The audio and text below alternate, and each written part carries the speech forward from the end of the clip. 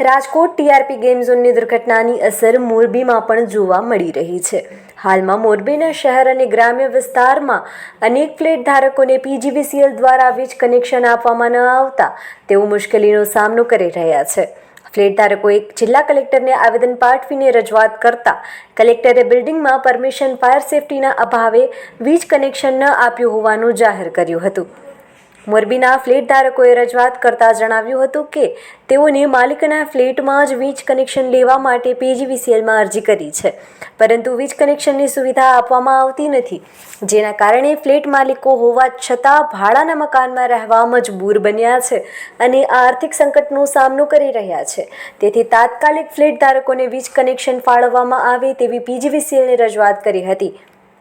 આ અંગે કલેક્ટરે જણાવ્યું હતું કે અનેક કિસ્સામાં બિલ્ડિંગની મંજૂરી ન હોવાની સાથે ફાયર સેફટી પણ ન હોવાથી પીજીવીસીએલ નવા મીટરની મંજૂરી આપતું નથી।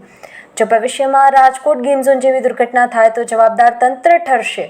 તેથી બિલ્ડરે ફ્લેટ કે બિલ્ડિંગ બનાવ્યા તો બિલ્ડર પર ફ્લેટ ધારકો ફરિયાદ કરી શકે છે।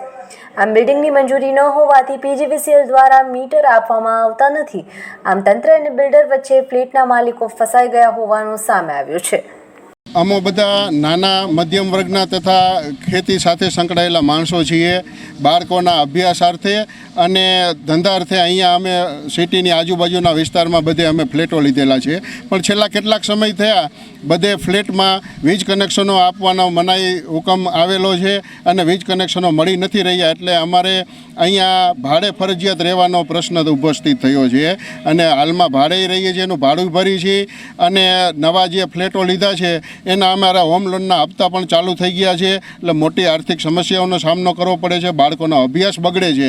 એટલે અમે કલેક્ટર સાહેબને આવેદન દેવા આપવા આવ્યા છીએ બધા ફ્લેટ ધારકો કે અમને વીજ કનેક્શન આપવામાં આવે, જેથી કરીને અમે ત્યાં નવા ફ્લેટમાં રહેવા શિફ્ટ થઈ શકી અને અમારા પરિવારનો મોટી મુશ્કેલી દૂર થાય। વીજ કંપની તમને કેમ ના પડે છે મીટર આપવા માટે? ગેમ ઝોન ઘટના પછીથી બજે વીજ કનેક્શનો ફ્લેટમાં નથી આપતા।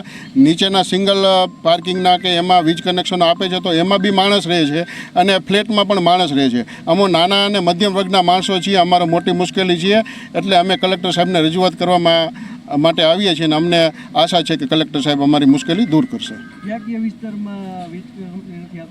સામાન્ય રીતે નગરપાલિકા હેઠળ આવતા વિસ્તારો અને આજુબાજુના જે ડેવલપ થાય છે એવા મહેન્દ્રનગર, રવાપર એ આજુબાજુના જે વિસ્તારો છે, મોટા ભાગના ગ્રામ્ય વિસ્તારો, એમાં મોટી સમસ્યા છે।